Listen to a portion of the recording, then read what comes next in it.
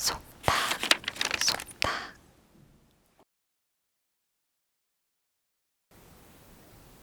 안녕하세요. 김수진입니다. 오늘은 영혼의 집짓기 읽어볼게요.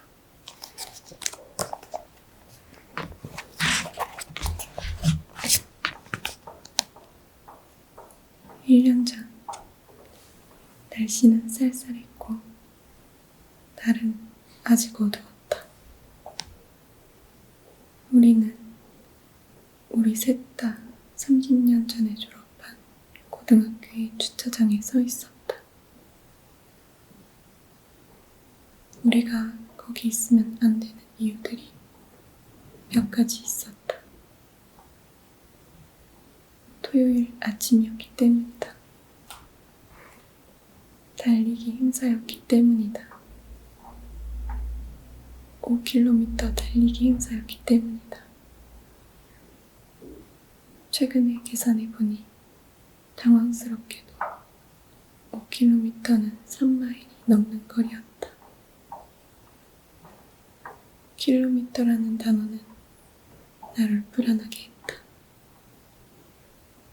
그것은 세인트 힐러리 초등학교가 우리에게 미터법을 가르치려는 시도를 포기했을 때 밀리그램, 섭씨 등을 포함한 모든 미터법 용어들과 함께 사용이 중단된 단어였다. 전 세계적으로 통용되는 표준을 배우려는 실험이 그 초등학교의 수녀들에 의해 사망 선고를 받은 것이었다. 3.1마일은 멀고도 힘들 것 같은 거리였다. 게다가 이 특별한 3.1마일에는 건조한 날씨에 차로 오를 때에도 불편하게 여겨졌던 언덕 오르막길이 포함되어 있었다. 그러니 3월 하순에 아주 쌀쌀한 이른 아침에 달리기를 하며 오르는 일은 한결 더 불편하고 힘들다였다. 더구나 토요일이었다. 그리고 우리는 이 행사에 돈을 냈다. 이 행사는 우리 모교인 가톨릭 고등학교와 연고가 있는 교회의 창립 175주년을 기념하는 기금 모금 행사였다. 참가비는 $17 50센트였다. 그 주 초에 존에게 나와 진아가 참가하는 이 행사에 우리랑 함께하고 싶지 않느냐고 물었을 때 그는 건조하게 대답했다. 달리는 건 공짜야. 난 달리기에 돈을 내진 않아. 그러나 우리는 여기에 함께 있다. 우리는 다 참가비를 냈다.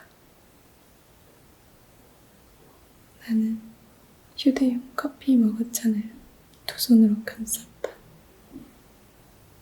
한편으로는 온기를 느끼고 싶어서 그랬고, 다른 한편으로는 내가 뭔가를 꼭 붙들고 있으면 그것이 내가 출발선으로 끌려가는 것을 막아줄 수 있을 것이라는 헛된 희망 때문에 그랬다. 나는 보온 바지, 보온 데이, 긴 소매 티셔츠, 집어 달린 운동복 상의에다 장갑을 끼고 꼭지에 술이 달린 원뿔 모양의 털모자를 쓴 차림새였다. 존은 운동복 바지에 큼지막한 앳더 드라이브인 후디와 밝은 녹색의 윈드브레이커를 입었고 머리에는 다저스 야구 모자를 쓰고 있었다. 우리는 빨리 달리게 보이지 않았다. 우리는 빨리 달리지 못할 것이었다. 나는 지난해 여름부터 조금씩 달리기를 해왔다.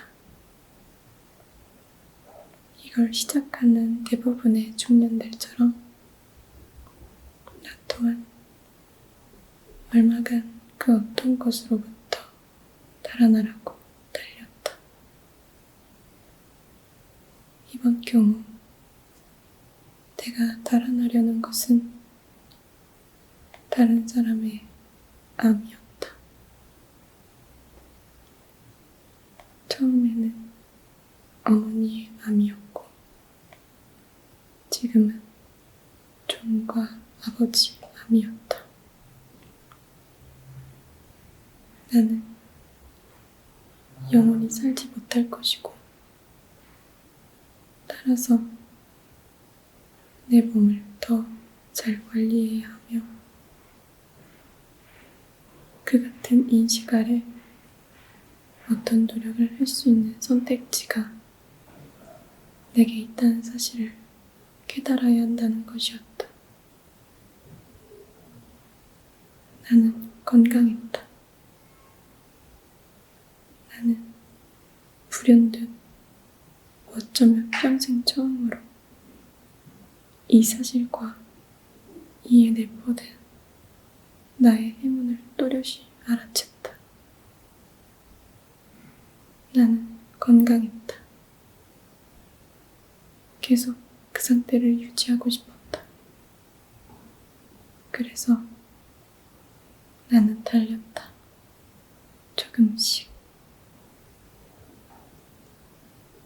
힘들다고 느껴질 때까지 기꺼이 달리지만 그 이상은 달리지 않는 게 내 철학이었다. 그러므로 얼마나 달렸는지 거리는 재지 않았다. 대신 시간을 쟀다. 30분이 내 한계였다. 내 아이팟으로 노래를 8곡에서 9곡 정도 들을 수 있는 시간이었다.